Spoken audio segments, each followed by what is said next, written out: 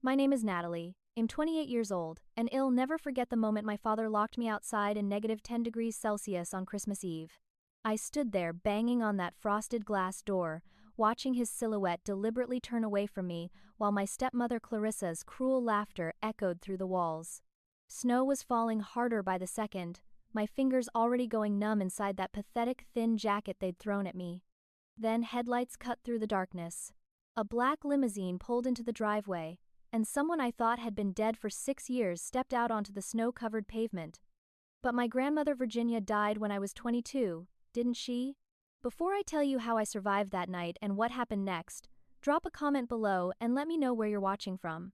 If you've ever felt betrayed by family, or had to fight for what's rightfully yours, hit that like button because this story gets intense. Make sure to subscribe and turn on notifications because you won't believe how this ends. Trust me, what my dead grandmother did next changed everything.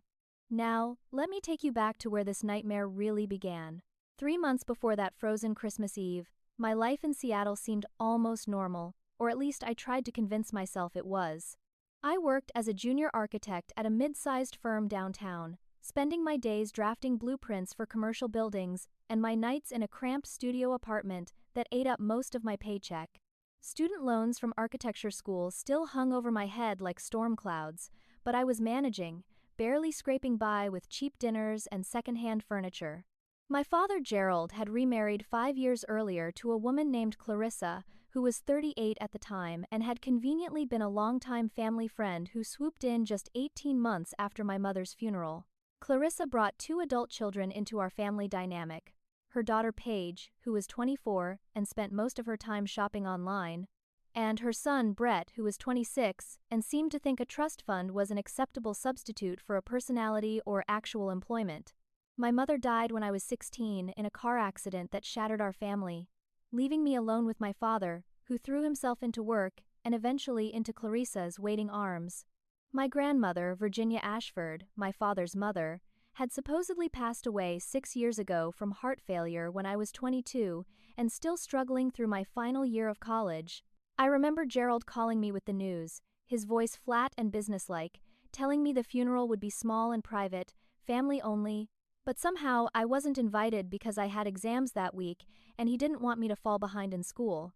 At the time, I thought it was his awkward way of being protective. But looking back, I should have questioned why I never got to say goodbye. The inheritance I received was a measly $10,000, which Gerald explained was all that remained after estate taxes, legal fees, and grandmother's considerable medical bills from her final months in a private care facility. I used every penny of that money to pay off the last of my mother's medical debt, which had been haunting me since her death, so in the end I had nothing left from either of the women who'd raised me. Gerald told me the bulk of grandmother's estate had gone to various charities and disappeared into the complex web of tax obligations that rich people apparently face when they die. And I believed him because he was my father, and why would he lie about something like that? After he married Clarissa, I felt like an outsider at every family gathering, watching from the sidelines as she redecorated the house my mother had loved, erasing every trace of her existence with cold modern furniture and expensive art that had no soul. I remember one particularly painful dinner 2 months before Christmas where the 5 of us sat around their massive dining table in their nice suburban home, the kind with the granite countertops and the wine fridge that cost more than my car.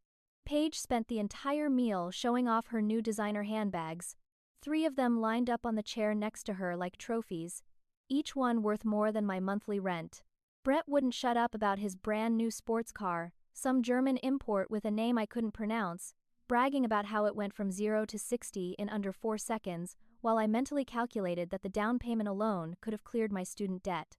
Neither of them worked a single day as far as I could tell, living comfortably off Gerald's money while I worked 50-hour weeks and still ate ramen twice a week. Clarissa made her usual passive-aggressive comments about my clothing, reaching over to finger the fabric of my clearance rack blouse with this pitying expression that made my skin crawl, asking if I needed help shopping for professional attire since my wardrobe seemed a bit struggling for someone in architecture. Gerald said nothing during these moments, just pushed food around his plate and avoided making eye contact with me like I was some uncomfortable obligation he had to fulfill 4 times a year. The worst part wasn't the insults or the showing off, it was his silence. The way he let them treat me like I was less than human and never once stood up for his own daughter. That night, as I was leaving, gathering my coat from the hallway closet, I passed by the study where Clarissa was on her phone, and I heard her say something that made my blood run cold. Her voice was low but excited, and she said into the phone, "Once she's completely out of the picture, everything will be ours, and we won't have to pretend anymore." I stood there frozen for a moment, my hand on the doorknob, wondering if she was talking about me or someone else, but deep down I already knew the truth. 2 months before Christmas, my phone rang on a Tuesday evening while I was reviewing floor plans at my kitchen table, and I was shocked to see Gerald's name on the screen since he usually only called on my birthday and major holidays, and even then it felt obligatory. His voice sounded different when I answered, warmer somehow, almost friendly in a way that immediately put me on edge because it was so unlike him. He told me he'd been thinking about family lately, about how we'd grown apart over the years, and he wanted to change that starting with Christmas. He insisted I come home for the holidays, stay at the house for a few days, have a real family celebration like we used to when my mother was alive. I hesitated because every instinct told me something was wrong, but part of me, that desperate daughter part that still wanted her father's love, agreed to come. During our conversation, he mentioned casually that his commercial real estate development business was doing incredibly well, better than ever actually, with several major projects breaking ground in the new year.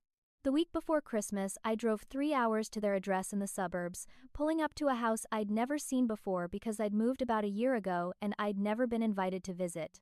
The mansion, because that's what it was, stood behind iron gates with a circular driveway and professionally landscaped grounds that must have cost a fortune to maintain. 8 bedrooms, according to Gerald's proud tour, marble floors in the entryway that clicked under my worn boots, a chandelier hanging in the foyer that probably cost more than I'd earn in 5 years, and enough square footage to house a small village. Clarissa greeted me at the door with fake air kisses, her lips not quite touching my cheeks, her perfume so strong it made my eyes water. She was wearing clothes that screamed money, jewelry that caught the light with every movement, and an expression that told me I was about as welcome as a roach at a wedding. Paige and Brett appeared behind her, both smirking at each other and whispering comments I couldn't quite hear but knew were about me based on their cruel little laughs. Gerald seemed distracted from the moment I arrived, constantly checking his phone, excusing himself for business calls, his forehead creased with stress lines that hadn't been there at our last awkward dinner. That first evening they served dinner in a formal dining room that could seat 20, and I felt ridiculously out of place in my normal clothes surrounded by all that wealth. Everything seemed fine until Clarissa reached for the wine bottle, her movements suddenly clumsy in a way that felt deliberate, and the entire contents of red wine splashed across my laptop bag that I'd foolishly left on the chair beside me. My work files, my projects, everything I needed for a presentation after New Year's was soaked through. She gasped dramatically, her hand flying to her mouth in mock horror, and said, "Oh, how clumsy of me. But I'm sure someone with your budget can replace it, though I suppose that might be difficult on your salary." I grabbed napkins, desperately trying to save my laptop, my hands shaking with anger and panic, while she watched with barely concealed satisfaction. Brett jumped up, offering to help, taking my laptop to supposedly dry it off in the kitchen, and I was so desperate I actually trusted him for those few minutes. When he brought it back, apologizing profusely about the accident, I didn't discover until later that night that several of my most important project files had been completely deleted, gone without any trace in the recycling bin. I confronted him the next morning before breakfast, asking him directly if he'd done something to my computer, and he looked at me with these wide, innocent eyes and claimed it must have been a glitch from the water damage. Accidents happen, he was just trying to help. Gerald overheard our conversation and immediately took Brett's side without even asking for my version of events. He actually said to me, "You're always so paranoid, Natalie. Brett was just trying to help. Maybe if you weren't so defensive all the time, people wouldn't walk on eggshells around you." That comment hit me like a physical blow because I realized in that moment that my own father saw me as the problem, not the people actively sabotaging my life. I considered leaving right then, packing my bag and driving back to Seattle through the snow, but something stopped me.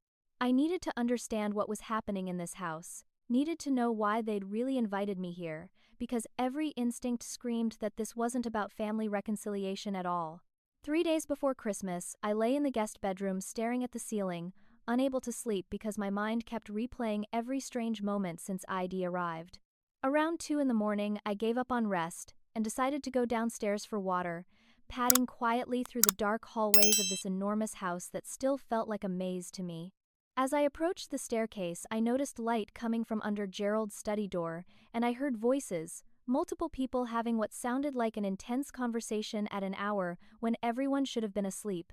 I crept closer, my heart pounding so loud I was sure they'd hear it, and pressed myself against the wall just outside the door where I could hear every word without being seen. Clarissa's voice came first, sharp and impatient, asking, "Are you sure she doesn't know anything? She's been snooping around, looking at us weird." Gerald responded in a tone I'd never heard from him before, cold and calculating, saying, "I kept her away from Mother for the last 2 years before the death. I made excuses about Virginia being too ill for visitors, told Natalie that stress would kill her faster. She has no idea what's in the real will." Brett's voice joined in, younger and more nervous than the others, asking, "What if she somehow finds out Grandma Virginia left everything to her? What if there's a copy somewhere we don't know about?" My legs almost gave out under me when I heard those words. My grandmother left everything to me? Not to Gerald? That couldn't be right. Paige spoke next, her voice dripping with disdain. "Dad forged the will perfectly. I watched him do it. No one will ever know the difference. The lawyer who handled it owed Dad money from that failed investment, so he was easy to buy off."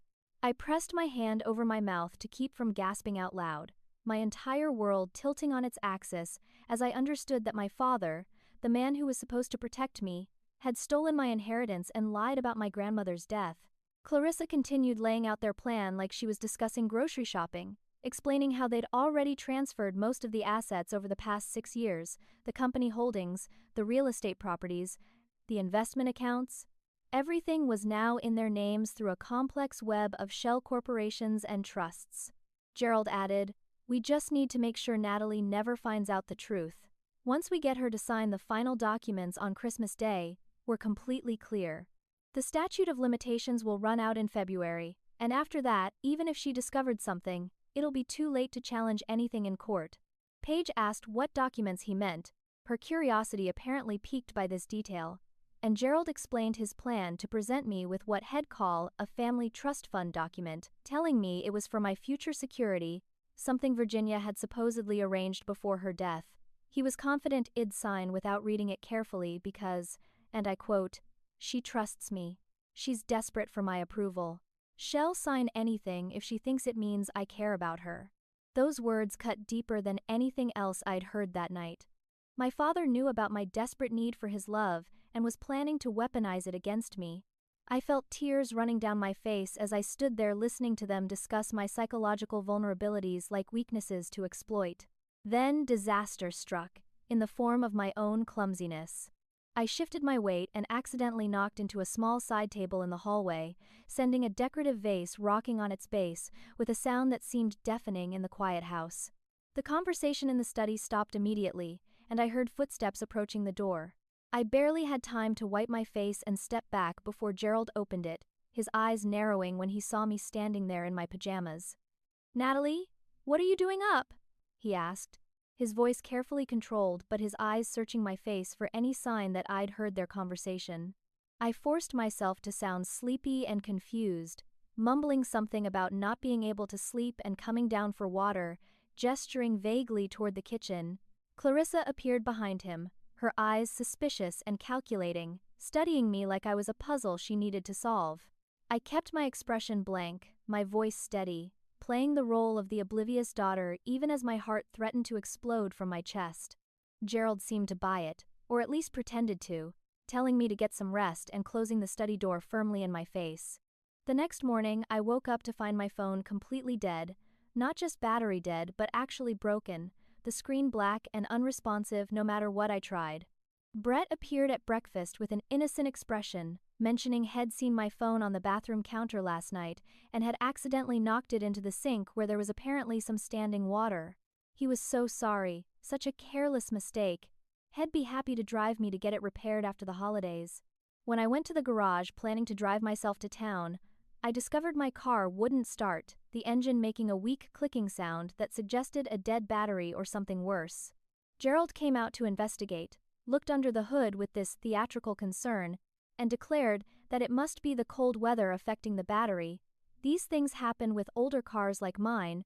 He'd call a mechanic after Christmas, but for now, I should just relax and enjoy the holiday. In that moment, I realized with crystal clarity that I was trapped in this house with no phone, no transportation, no way to contact the outside world or call for help, completely at the mercy of people who were actively plotting against me. The second phase of their attack had begun, and Id walked right into their trap like a lamb to slaughter. 2 days before Christmas, desperation made me bold in a way fear never could. I waited until the house emptied out, with Gerald, Clarissa, and Brett all leaving for some last-minute shopping trip they didn't invite me to join, and then I made my move toward Gerald's study. Paige had supposedly gone to the spa according to the note on the kitchen counter, which meant I had maybe 2 hours alone in this mansion to find concrete evidence of what I'd overheard. My hands shook as I tried the study door, half expecting it to be locked, but it opened smoothly, and I slipped inside the room that smelled of leather and expensive cigars. I rifled through the desk drawers with increasing franticness, pushing aside business cards and promotional materials until my fingers closed on a folder marked Estate Documents Virginia Ashford in my father's handwriting. Inside that folder, I found 2 versions of my grandmother's last will and testament, and seeing them side by side made me physically ill. The first will, dated 3 years before her supposed death, named me as the sole beneficiary of her entire estate, which, according to the attached valuation documents, was worth approximately $68 million, including property holdings, stock portfolios, and her share in several successful business ventures. The second will, dated just 2 weeks before her death, named Gerald as the sole beneficiary, with a brief mention that I would receive a small token amount of $10,000 for my education. The signatures looked identical to my untrained eye, but the paper quality was different, and when I held them up to the light, I could see subtle differences in the ink density that suggested one had been created much more recently than its date suggested. I found bank statements showing systematic transfers of large amounts to offshore accounts in the Cayman Islands, wire transfers to shell corporations with names like Seabrook Holdings and Whitewater Investments, a paper trail of theft that had been happening for 6 solid years. My grandmother's money had built this mansion, bought Brett's sports car, funded Paige's shopping addiction, paid for Clarissa's jewelry and clothes, all while I struggled with student loans and ramen dinners. I pulled out an old digital camera, I'd found in my guest room closet, probably forgotten by some previous visitor, and started photographing every page, every document, every piece of evidence I could find. I was so focused on documenting the fraud that I didn't hear the study door open behind me, didn't notice I wasn't alone anymore until Paige's voice cut through my concentration. "What are you doing?" she asked, and I spun around with my heart in my throat, the camera clutched in my guilty hands, caught absolutely red-handed snooping through private files. I expected anger or threats, expected her to scream for Gerald or call the police, but instead her expression was soft, almost sympathetic, her eyes sad in a way that seemed genuine. She stepped into the room and closed the door quietly behind her, leaning against it as she studied me with what looked like understanding. "I know what they're doing to you," she said quietly, her voice lacking its usual sharp edge. "I've known for a while, and it's not right. You're my stepsister, and you deserve better than this." I stood there, frozen, unsure if this was another trap or if Paige was actually showing me real human compassion for the first time since I'd known her. She continued talking, explaining that Shed been feeling guilty about the whole situation, that Shed tried to tell her mother it was wrong to steal from me, but Clarissa had shut her down and threatened to cut her off financially if she made waves. Paige claimed she wanted to help me, said she had access to even more documents that proved the fraud beyond any doubt, files her mother kept in a safe deposit box that Paige had keys to. She offered to be my ally in bringing them down, said we could work together to expose what Gerald and Clarissa had done, make sure I got what was rightfully mine. "You deserve what's yours," she told me, her eyes meeting mine with apparent sincerity. "We can take them down together. I'll help you get justice." I wanted so badly to believe her. Needed an ally in this house of enemies more than I needed my next breath, and that desperation made me stupid. I trusted her when every lesson I'd learned so far should have taught me to trust no one in this family. We made a plan right there in the study, Paige promising to gather additional evidence from her mother's files, while I kept a low profile and pretended I suspected nothing. She told me we'd go to a lawyer together right after Christmas, present everything as a united front, force Gerald and Clarissa to return what they'd stolen. For the first time in days, I felt hope blooming in my chest. Felt like maybe I wasn't completely alone in this nightmare. That evening, Paige pulled me aside privately and asked me to give her the photos I'd taken, explaining that she had a secure cloud account where we could store everything safely in case something happened to the camera or someone found it in my room.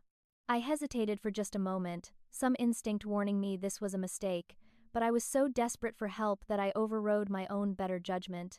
I transferred the photos to my laptop and emailed them to the address she provided, watching her smile and squeeze my hand in what seemed like sisterly solidarity. "We're going to get them," she promised, her eyes bright with what I thought was righteous determination. "They won't get away with this." The next morning I was jolted awake by my bedroom door slamming open with enough force to bang against the wall. Gerald stormed in, holding printed copies of every single photograph I'd taken in his study, his face purple with rage, veins standing out in his neck like ropes.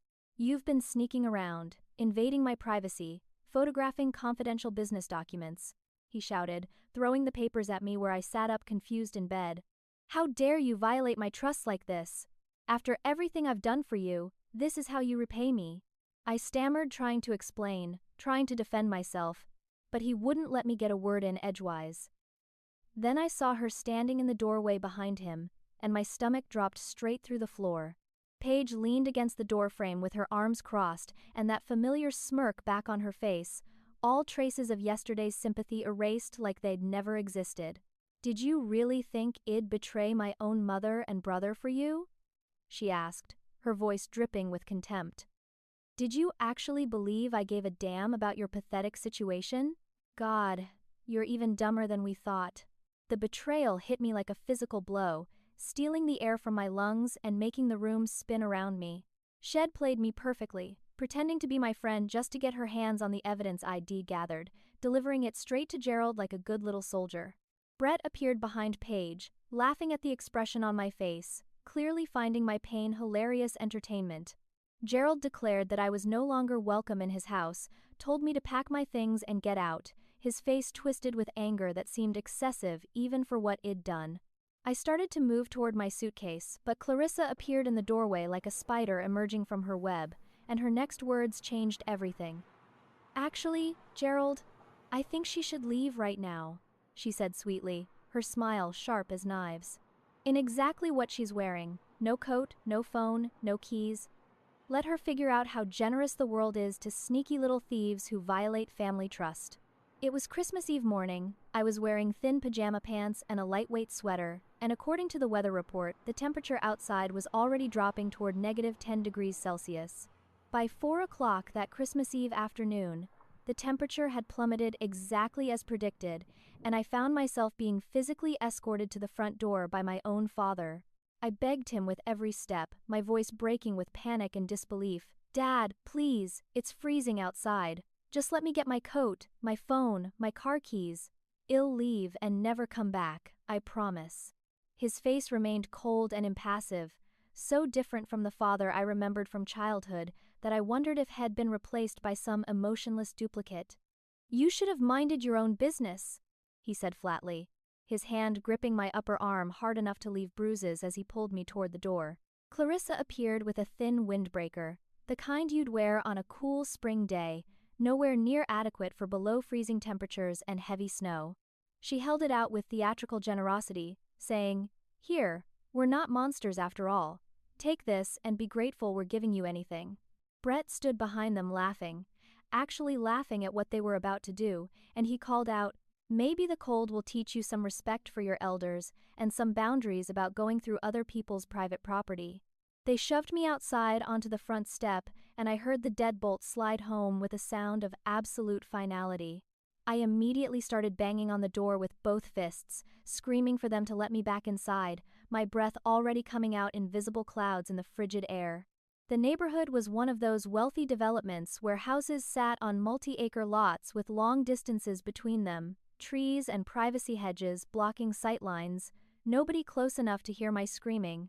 I ran around to the side of the house trying every window I could reach, but they were all locked tight, and I could see the smug faces of my family through the glass watching my desperation like it was dinner theater.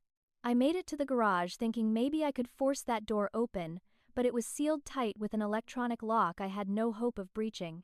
Snow began falling heavily, those big fat flakes that would have been beautiful under any other circumstances, but now just meant my visibility was decreasing and the temperature was dropping even faster. My fingers started going numb within 15 minutes despite me shoving them under my arms trying to preserve warmth.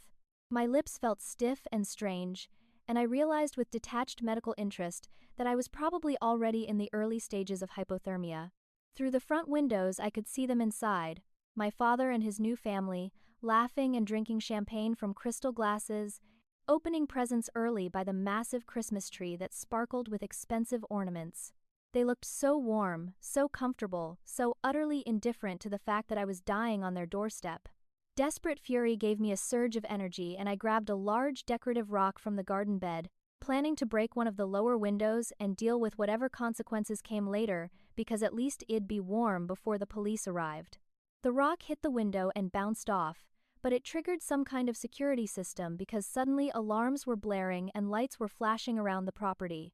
Within 10 minutes, police cars pulled up, and I felt a moment of relief thinking they'd help me, make Gerald let me inside or at least give me a ride somewhere safe. But Gerald was already outside talking to them, playing the concerned father dealing with an unstable daughter, his performance so convincing I almost believed it myself. He told the officers I was mentally unwell, had been harassing the family, refused to leave their property despite multiple requests, and he was worried I might hurt myself or someone else. I tried to explain about the stolen inheritance, about being locked out, about the evidence Edie found, but I had no phone, no documents, no proof of anything, and I was standing there in pajamas screaming about billions of dollars in forged wills like every crazy person they'd ever arrested. The older officer looked at me with something like pity, but told me firmly that I needed to leave the property immediately or I'd be arrested for trespassing and attempted breaking and entering. When I tried to protest, he held up his hand and said, "Mom, I understand family disputes are difficult, but this is a civil matter. You need to sort this out tomorrow through proper legal channels. If you don't leave now, I'll have no choice but to take you into custody." They drove away, leaving me standing at the end of the driveway, and I watched their taillights disappear into the snowy darkness with a sense of absolute abandonment. I collapsed on the front steps of that mansion, my body shaking uncontrollably with cold and shock, tears freezing on my cheeks before they could fall. This was really happening. My father was really going to let me freeze to death on Christmas Eve rather than admit what had done. My vision started getting blurry around the edges, and I knew that was a bad sign, knew that meant my body was shutting down non-essential functions to preserve core temperature. I thought about my mother and wondered if this was how Shed felt in those last moments after the car accident, alone and scared and betrayed by the universe. I thought about my grandmother Virginia, wondered if Shed known what kind of man her son would become, if Shed tried to protect me with that will and failed. My eyes were starting to close, exhaustion and cold pulling me down into what would probably be a final sleep, when I saw lights cutting through the falling snow. At first I thought I was hallucinating, that my dying brain was creating comforting illusions to ease my passing, but the lights got brighter and the sound of an engine became undeniable.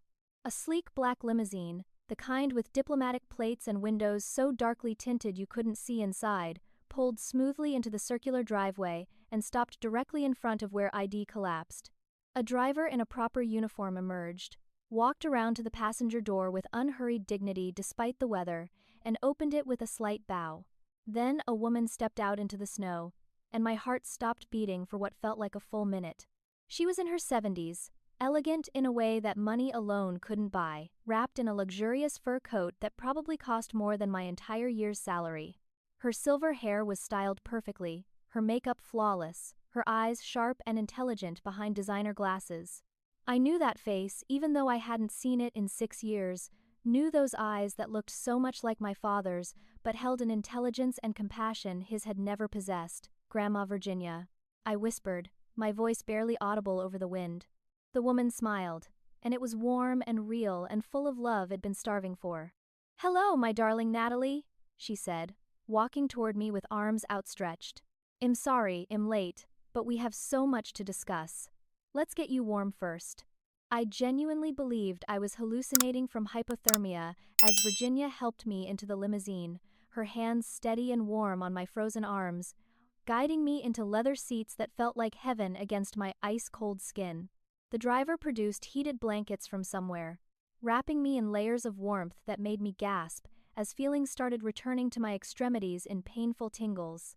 Virginia sat beside me, speaking in soothing tones, telling me everything would be explained soon, that I was safe now, that I'd never have to be cold or scared again. We drove for about 15 minutes through the snowy streets while I shivered and stared at this woman who couldn't possibly be real, trying to make sense of something my rational mind insisted was impossible. We pulled up to a luxury hotel downtown, the kind with doormen and marble lobbies and rooms that cost more per night than my monthly rent. Virginia guided me through the elegant lobby to a private elevator that required a special key, and we rode up in silence to a penthouse suite that probably occupied the entire top floor.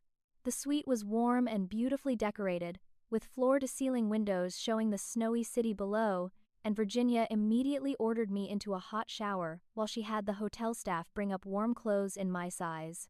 Standing under that scalding water, watching my blue-tinged fingers slowly return to normal color, I started to accept that this was actually real, that my grandmother was somehow alive and had just saved me from freezing to death. When I emerged in the soft hotel robe they'd provided, Virginia was sitting in the living area with tea service laid out, and she patted the seat beside her with a gentle smile. "I imagine you have quite a few questions," she said, pouring tea into delicate china cups. "Let me start from the beginning and tell you everything." She explained that 6 years ago Shed discovered some disturbing irregularities in Gerald's business dealings, evidence that had been gambling heavily and losing, making increasingly desperate investments to try to recover his losses. He came to her begging for money, claiming he'd lose everything without her help, and Shed refused because she knew giving him money would only enable his self-destructive behavior. Shed threatened to cut him out of her will entirely, told him he needed to face the consequences of his choices and get professional help for what was clearly a gambling addiction spiraling out of control. That conversation, she said with visible sadness, showed her a side of her son Shed never seen before. He became threatening, talking about how Head sacrificed everything for the family business, how he deserved her money more than anyone, how it wasn't fair that some old woman who'd be dead soon anyway got to control resources he needed. Virginia realized in that moment that her own son might actually be dangerous to her, that his desperation and entitlement had twisted him into someone capable of terrible things, so she made an extraordinary decision. She faked her own death with the help of a few trusted associates, creating a paper trail of medical decline, bribing a corrupt doctor to sign a death certificate, staging a small private funeral that Gerald controlled every aspect of. "I needed to disappear completely," she explained, her hands wrapped around her teacup.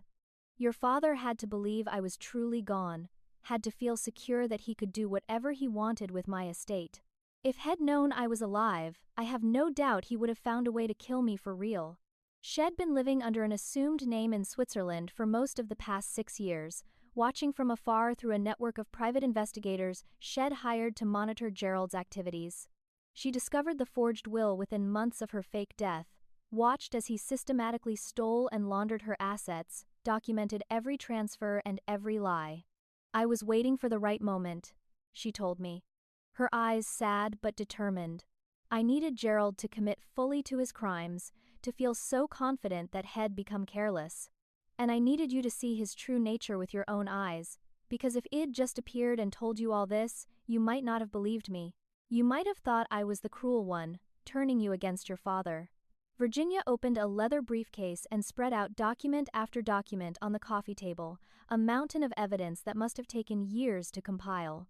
Photographs of Gerald meeting with the corrupt lawyer, recordings of conversations about the forged will, financial records showing every stolen dollar and where it went, testimony from witnesses, expert analysis of the forged signatures. Everything needed to prove fraud, theft, conspiracy, and a dozen other crimes. I've had private investigators following him for 6 years, she said, pulling out folders with surveillance photos. I know about Clarissa's involvement, about how she encouraged his worst impulses and helped him spend money that wasn't his. I know about Paige and Brett, how they've been living off stolen funds while you struggled with student loans that I would have happily paid if Gerald had told me about them. She reached over and took my hand, her grip strong despite her age. I couldn't risk contacting you, darling. Gerald had to believe you knew nothing, suspected nothing. If Head thought I was communicating with you, he might have acted to silence one or both of us permanently. I needed him to see you as helpless and ignorant until the perfect moment arrived. The perfect moment was tonight, Virginia explained, because tomorrow was Christmas and Gerald was planning to have me sign documents that would make his theft legally unassailable after the statute of limitations ran out in February. She'd been waiting for him to make this final move, this last arrogant step that would prove beyond any doubt his intent to defraud. He locked you outside to die tonight, she said quietly, her voice heavy with grief. My own son was willing to let his daughter freeze to death to protect his stolen money. I knew he was capable of cruelty, but I didn't truly understand the depths until I watched it happen through the security feed. Apparently, her investigators had placed cameras around Gerald's property months ago, capturing everything that happened tonight, every moment of my begging and their laughter, evidence so damning that no jury would ever sympathize with him. Virginia told me she had 2 people who'd been essential in building this case: a lawyer named Samuel Bradford, who specialized in estate fraud, and a forensic accountant named Diana Foster who'd traced every penny Gerald had stolen through the labyrinth of shell companies and offshore accounts. Tomorrow is Christmas, Virginia said, standing up and walking to the windows where snow fell softly over the sleeping city. And we're going to give Gerald a present hell never forget. We're going to give him justice, darling. We're going to take back everything he stole, and we're going to make sure he never hurts anyone again. She turned back to me with steel in her eyes that reminded me she'd built a business empire from nothing, that underneath the elegant grandmother exterior was a woman who didn't lose fights. Are you ready to face him? Are you ready to stop being his victim and start being my granddaughter, the rightful heir to everything I built? I thought about my mother, about the medical bills Edie paid with what I thought was my only inheritance, about the years of struggle and poverty, while Brett drove sports cars and Paige bought designer bags. I thought about tonight, about dying in the snow while they drank champagne. I'm ready, I told her, my voice stronger than it had been in days. Let's take him down. Christmas morning dawned clear and cold, the snow from last night blanketing everything in deceptive beauty, and I stood next to Virginia in the back of that black limousine as we pulled up to Gerald's mansion at exactly 10 o'clock. Samuel Bradford sat across from us, an impressive man in his 50s with steel-gray hair and the confident bearing of someone who'd won more cases than had lost, his briefcase full of legal documents that would destroy Gerald's entire world. Diana Foster, the forensic accountant, was a sharp-eyed woman in her 40s with glasses and a tablet computer containing every financial crime Gerald had committed, meticulously documented in spreadsheets that would make prosecutors weep with joy. 4 police cars were already parked in the circular driveway, arranged there at Samuel's request with warrants signed by a judge. Woody reviewed our evidence on Christmas Eve and decided this couldn't wait. Gerald answered the door in an expensive silk robe, clearly annoyed at being disturbed so early on Christmas morning, ready to yell at whoever had the audacity to interrupt his holiday. Then he saw Virginia standing on his doorstep, and every drop of color drained from his face. "Mother," he whispered, his voice cracking with shock and what might have been fear. "But you're dead. You're dead. I went to your funeral." Virginia smiled, but it wasn't warm anymore. It was the smile of a predator who'd been patient for 6 years and was finally closing in for the kill. "Dead?"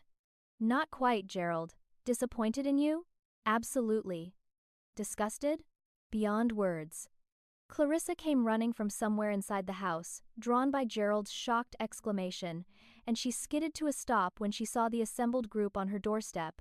Paige and Brett appeared behind her, all of them staring at Virginia like she was a ghost, which I suppose to them she was. The police officers moved forward, presenting Gerald with multiple warrants, and the lead detective began reading in that official monotone voice that somehow made everything more real. Gerald Thomas Ashford, you're being served with warrants for fraud, forgery, identity theft, embezzlement, and conspiracy to commit fraud. You have the right to remain silent. Samuel Bradford stepped forward, opening his briefcase with theatrical precision, pulling out document after document, laying out the evidence in a devastating presentation right there in the doorway. The original will naming me as beneficiary, the forged will with Gerald's name, side-by-side comparisons showing the forgery, expert testimony from a handwriting analyst, the corrupt lawyer's signed confession after Samuel had tracked him down in Florida and convinced him that cooperation was his only hope. Diana Foster pulled out her tablet showing bank records, transfer receipts, offshore account statements, tax evasion documentation, a financial trail so clear a child could follow it from Virginia's estate through various shell companies directly into Gerald's personal accounts. Every penny head stolen was documented, every luxury purchase traced back to money that should have been mine, 6 years of systematic theft laid bare in numbers that didn't lie. Gerald tried to run, actually turned and bolted for the back of the house like he could somehow escape, and 2 officers tackled him in the foyer, sending him crashing into that expensive marble floor with a sound that must have hurt.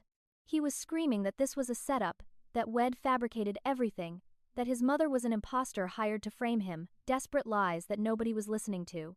Clarissa recovered from her shock and went on the attack, but not against Virginia, against me. She started screaming that I was behind everything, that I'd forged those documents myself, that I'd been harassing their family for months trying to steal money I wasn't entitled to, that I was a mentally ill, pathological liar who'd probably paid some actress to play my dead grandmother. She's the criminal. Clarissa shrieked, pointing at me with a shaking finger. She broke into our house, she stole private files, she threatened Gerald. She's trying to frame us. Paige jumped in, supporting her mother's version of events, tears streaming down her face in what would have been an Oscar-worthy performance if anyone was buying it.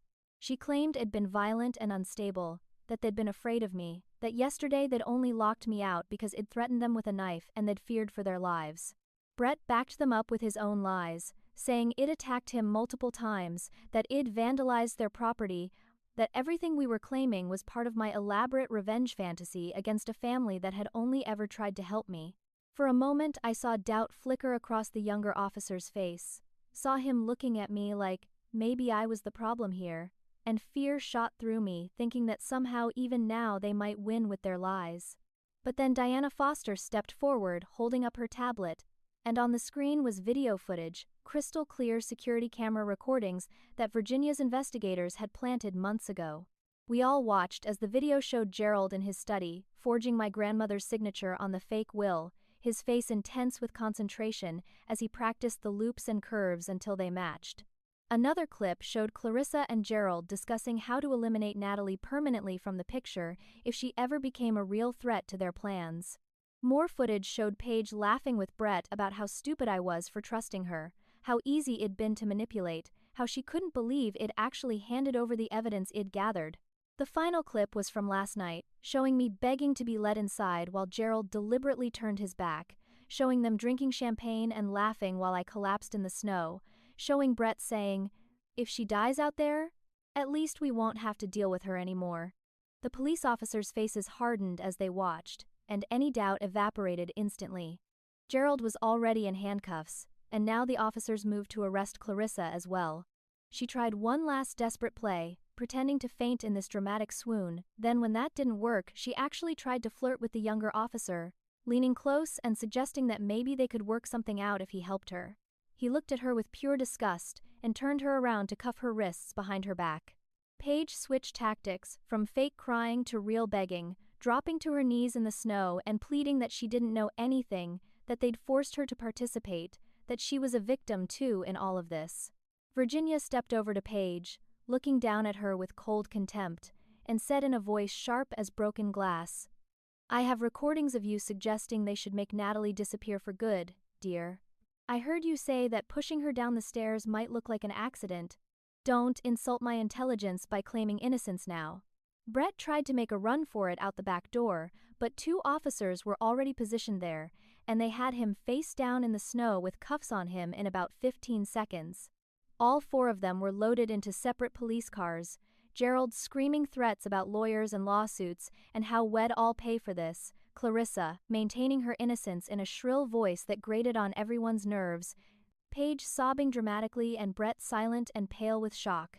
As they were driven away, Gerald locked eyes with me through the police car window, and his expression was pure hatred mixed with something that might have been grudging respect. He mouthed words I could read even without hearing them. "You'll regret this. That money will destroy you like it destroyed me." I didn't respond, just watched the police cars disappear down the long driveway, taking my father away to face justice he should have faced years ago. Later that evening, after giving statements to police and signing paperwork with Samuel, after the initial shock had worn off and reality started settling in, I received a text message from an unknown number. The message was simple and chilling. "Your grandmother won't always be around to protect you. Watch your back." Virginia traced it immediately through her security team to a burner phone Brett had purchased months ago and kept hidden, one the police hadn't found in their initial search. That text message added witness intimidation and obstruction of justice to Brett's charges, and I found a grim satisfaction in knowing that his last desperate attempt to scare me had only made his situation worse. Standing in that mansion that had been built with stolen money, watching crime scene technicians document evidence and lawyers discuss asset seizures, I felt something shift inside me. I wasn't Gerald's victim anymore. I was Virginia's granddaughter, and I was taking back what was mine. 2 months passed in a blur of legal proceedings, paperwork, and slowly adjusting to a reality that felt surreal even after Ed accepted it as true. The courts moved surprisingly fast once they saw Virginia's evidence, declaring the forged will invalid and restoring the original will that named me as beneficiary. Gerald and his family were denied bail after prosecutors argued they were flight risks with access to hidden offshore accounts, so they sat in jail awaiting trial, while Samuel Bradford and his legal team built an absolutely airtight case. I officially inherited Virginia's estate, suddenly finding myself the owner of $68 million in liquid assets, plus real estate holdings, stock portfolios, and partial ownership in several companies Edie never heard of. The numbers were so large they stopped meaning anything, becoming abstract concepts rather than actual money I could spend. I was completely overwhelmed, waking up in my grandmother's penthouse hotel suite, having panic attacks about what I was supposed to do with that kind of wealth, how I could possibly manage it, whether I was capable of handling the responsibility. I stopped going to work at my architecture firm, calling in sick day after day until I finally admitted I couldn't return to that life, couldn't pretend to care about drafting blueprints when my entire existence had been turned upside down. The trauma from that Christmas Eve haunted me more than I expected. I developed intense anxiety about temperature, about being outside, about locked doors and family gatherings. I had nightmares where I was dying in the snow while people I trusted watched and laughed, nightmares where Gerald's face appeared at windows while I screamed for help that never came. Virginia recognized the signs of post-traumatic stress and found me a therapist, a compassionate woman in her 50s named Dr. Harper Reed, who specialized in trauma from family betrayal and abuse. Those therapy sessions were brutal and necessary, forcing me to confront not just what had happened on Christmas Eve, but years of emotional neglect, manipulation, and abuse Id normalized because Gerald was my father, and Id so desperately wanted his love. Dr. Harper helped me understand that my father's inability to love me properly wasn't a reflection of my worth, that his choices to steal from me and endanger my life were about his character deficits, not mine. Slowly, painfully, I started to heal, started to see myself as a survivor rather than a victim. Virginia was patient through all of it, never pushing me to make decisions about the money or the estate, just being the grandmother Id needed all along. One afternoon about 6 weeks after Christmas, Virginia suggested I take some time to travel, to see the world and figure out who I wanted to be now that survival wasn't my primary concern. But I didn't want to travel, didn't want to escape, wanted instead to do something meaningful with the resources I'd been given. I started thinking about my mother, about who she'd been before the accident took her from me, and I remembered how she'd volunteered at a woman's shelter when I was young. Shed told me once about her dream of opening a comprehensive shelter for women escaping domestic violence, a place that could offer not just emergency housing but job training, legal assistance, childcare, therapy, everything they'd need to build new lives. Shed never had the resources to make that dream real, working 2 jobs just to keep us afloat after my father's gambling started draining their savings. Now I had resources beyond anything she could have imagined, and I decided to honor her memory by making her dream come true.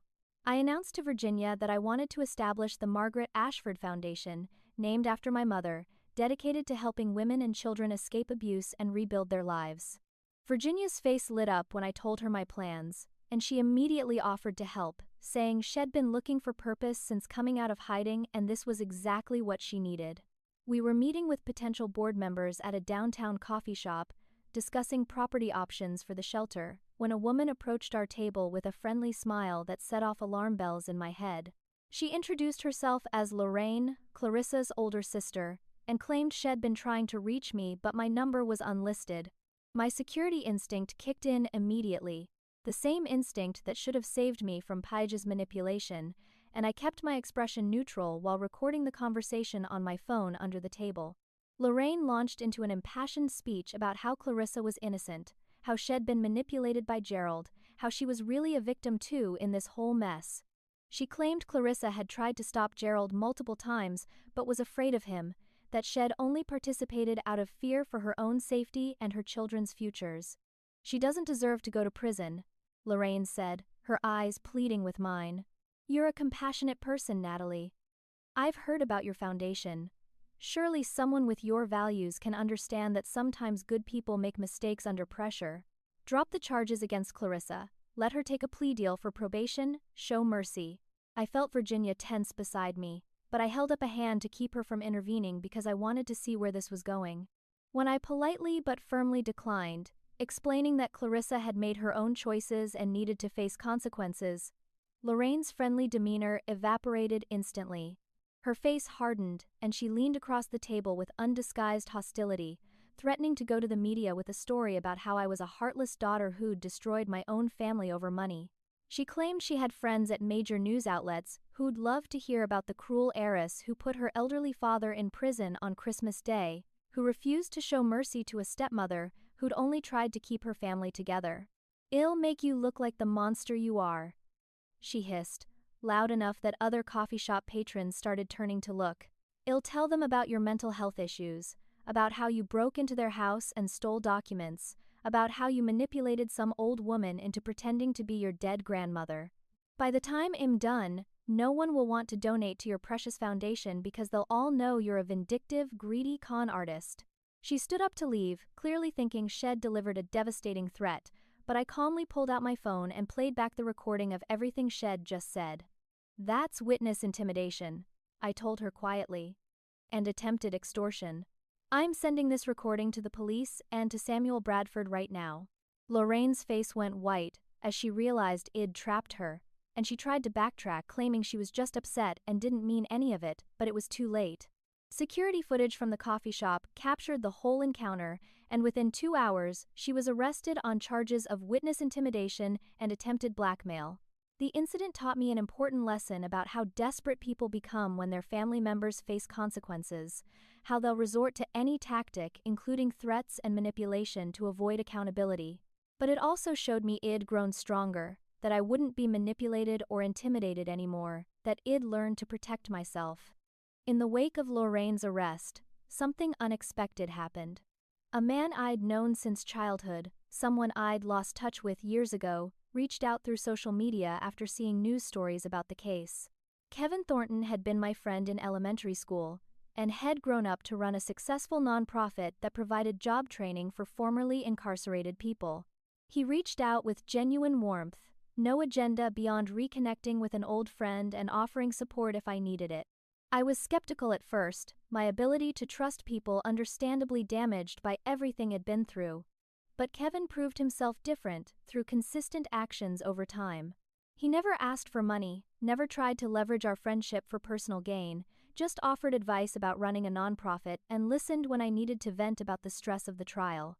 He introduced me to his board members and staff, helped me understand the practical realities of managing a foundation, shared his mistakes and lessons learned. Virginia, who'd become extremely protective of me, had Kevin thoroughly investigated by her security team and found nothing but a genuinely good person doing meaningful work. Slowly, carefully, I allowed him to become a real friend, one of the first people outside Virginia I trusted after the betrayal. Kevin's nonprofit partnered with the Margaret Ashford Foundation, his organization providing job training, while ours provided housing and wraparound services, creating a comprehensive support system for families in crisis. By late February, 2 months after that frozen Christmas Eve, the foundation purchased a beautiful old building that had once been a hotel, and we began the renovations that would transform it into a sanctuary for people escaping danger.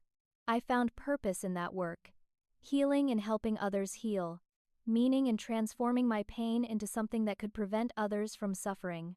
1 year after that Christmas Eve, when I nearly died in the snow, I stood in the grand hall of the Margaret Ashford Foundation watching families celebrate their first truly safe Christmas in years. The trial had concluded in late spring with overwhelming guilty verdicts across the board. Gerald was sentenced to 22 years in federal prison for fraud, embezzlement, forgery, and a dozen other charges that Samuel Bradford had piled on with almost artistic precision. Clarissa received 15 years for conspiracy and aiding and abetting, with the judge noting her particularly cruel treatment of me as an aggravating factor. Paige and Brett each got 7 years for their roles, and Lorraine received 2 years for witness intimidation. All their appeals had been denied, all their attempts to reduce their sentences had failed, and they'd be spending the foreseeable future behind bars while the lives they'd tried to destroy flourished without them. The assets Gerald had stolen were fully recovered and returned to my control, every offshore account seized, every shell corporation dissolved, every fraudulent transfer reversed. Eid kept enough to live comfortably for the rest of my life, invested wisely under Virginia's guidance, but the vast majority of the inheritance went into the foundation and other charitable causes my mother would have approved of. The Margaret Ashford Foundation had grown beyond my wildest dreams in just 1 year. WED helped over 200 women and children escape domestic violence, provided them with safe housing, legal advocacy, therapy, job training, and childcare. The building that had once been a rundown hotel now housed family apartments, a childcare center, legal offices, therapy rooms, a commercial kitchen for job training, and a community room where we gathered for events like tonight's Christmas party. The transformation wasn't just in the building but in the lives WED touched. Women who'd arrived broken and terrified now laughing with their children, planning for futures they'd never thought possible. Virginia had moved back to the States permanently and thrown herself into the foundation's work, finally able to emerge from hiding and reclaim her identity. She served on our board of directors, mentored survivors starting their own businesses, and found purpose she said she'd been missing even before she'd faked her death. Our relationship had healed all the wounds Gerald's lies had created, and I finally had the grandmother Id needed all along. My own healing journey continued with Dr. Harper Reed, who I still saw weekly because trauma doesn't disappear just because circumstances improve. I still had hard days when the nightmares came back, when I felt anxiety spike at unexpected triggers like doors locking or temperatures dropping. But therapy was helping me process everything, teaching me to recognize my own strength, to set healthy boundaries, to understand that not everyone who offers help has ulterior motives. I'd learned to trust again, slowly and carefully, testing people's intentions through their consistent actions rather than their words. I was even dating Kevin, taking things slowly, being cautious but allowing myself to be vulnerable in ways that once terrified me. I'd bought a modest house in a nice neighborhood, nothing like Gerald's mansion because I never wanted to live in a monument to excess and greed. Most of my inheritance stayed invested in the foundation and other charities because I'd learned that money beyond what you need for comfort doesn't bring happiness, but using it to help others brings meaning. I still worked as an architect, returning to my firm part-time because I genuinely loved designing buildings, loved seeing my ideas take physical form in the world. The foundation's headquarters was actually a building I'd designed myself, my first major project, and seeing it filled with life and hope made me prouder than any skyscraper could have. Tonight, the community room was decorated with lights and a massive Christmas tree, children running around playing while their mothers chatted and relaxed for the first time in months or years. Wed hired staff who were themselves survivors of domestic violence, creating jobs for people who understood viscerally what our clients were going through. The smell of Christmas dinner filled the building, turkey and ham and all the traditional sides, plus dishes from a dozen different cultures because our families came from everywhere bringing their traditions with them. I moved through the crowd, talking to people, hearing their stories, celebrating their victories, and I felt something I'd never expected to feel again after that frozen night. I felt home. I felt family. Not the family I'd been born into, but the family I'd chosen and built from people who understood that love is action, not blood. A young woman named Sarah, one of our first residents who had escaped her abusive husband with 2 small children, approached me with tears in her eyes. She'd gotten a job in hotel management and was moving into her own apartment next week, graduating from our program into independence. "How did you survive what they did to you?" she asked, her voice shaking with emotion. "How did you take something so horrible and turn it into all this?" I looked around the room at all the lives that had been changed, at children who were safe and mothers who were healing, at Virginia across the room, laughing with a group of women she was mentoring. I thought about that night in the snow, about thinking I was going to die, about the limousine appearing like something from a fairy tale. I thought about Gerald's face when he realized I'd won, about Clarissa and Paige and Brett in their prison cells, about justice finally being served after 6 years of theft and lies. I survived by realizing that their cruelty didn't define me. I told Sarah, meeting her eyes so she'd know I meant every word. My response to it defined me. They tried to destroy me, but instead they just showed me who I really was underneath all that desperation for their approval. I'm stronger than I ever knew. We all are. Virginia came over and put her arm around my shoulders, raising a glass of sparkling cider because we kept the foundation alcohol-free for our residents in recovery. 2 second chances, she announced to the room, her voice carrying over the conversations and music. To found family, and chosen family, and real family, which has nothing to do with blood and everything to do with who shows up when you need them most. To the truth that always finds its way to light, no matter how long it takes. I raised my own glass, looking at all the faces around me, survivors and allies and friends who'd proven themselves through actions rather than words. And to never underestimating a woman they tried to leave in the cold, I added. And the room erupted in cheers and laughter. Later that night, after the party wound down and families returned to their apartments, I stood at the window of my office, looking out at the city lights twinkling in the winter darkness. Virginia came to stand beside me, and we were quiet together for a while, comfortable in the silence we'd built. "Do you ever regret it?" she asked finally. "The path that got you here? The pain you had to go through?" I thought about that carefully, because it was a question I'd asked myself many times during therapy. If I could go back and change things, if I could have a father who loved me properly and an inheritance without theft and betrayal, would I choose that over what I had now? The foundation wouldn't exist. These families wouldn't have this refuge. I wouldn't know my own strength or Virginia's love or the profound satisfaction of transforming suffering into service. "No," I said finally, surprised to realize I meant it completely. I wouldn't change anything, because all of it led here. That Christmas Eve when they locked me outside to die, that was actually the night I was reborn into who I was always supposed to be. I learned so many lessons during that year of healing and rebuilding, lessons I wanted to share with anyone who'd ever felt betrayed by family or crushed by circumstances beyond their control. First, I learned that blood doesn't always mean family, that the DNA you share with someone doesn't obligate you to accept their abuse or betrayal, that real family is defined by who shows up when you need them most and proves through consistent actions that they value you. Second, I learned that money doesn't change people. It amplifies who they already were, revealing character rather than creating it. Gerald was always selfish and entitled. The money just made it possible for him to act on those impulses. Third, and hardest, I learned that my father chose greed over love, and that was his choice, his moral failure, not evidence of my unworthiness or some deficit in me. For years, I'd believed that if I was just better, just more successful or less demanding or more grateful, he'd finally love me properly.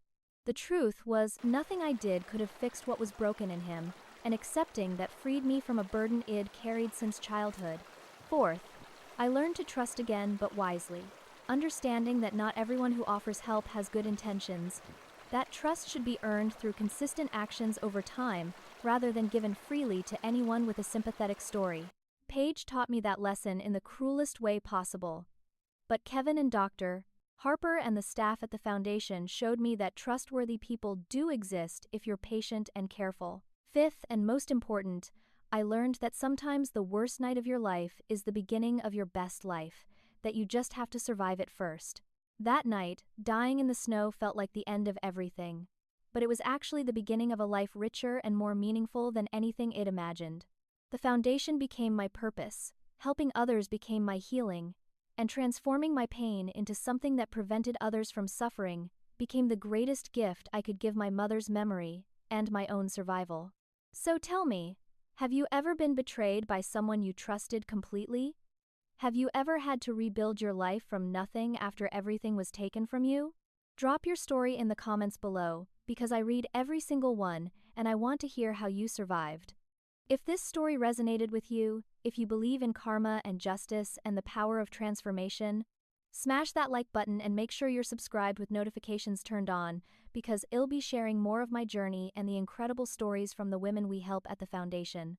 Share this video with anyone who needs to hear that survival is possible, that family isn't always blood, and that sometimes the universe sends you exactly who you need when you need them most. Thank you for watching. Thank you for being part of this community. And I want to wish you the warmest, safest, most love-filled holiday season, surrounded by people who truly value you. Remember that when people try to lock you out in the cold, whether literally or metaphorically, sometimes that's the moment you discover you never needed them anyway.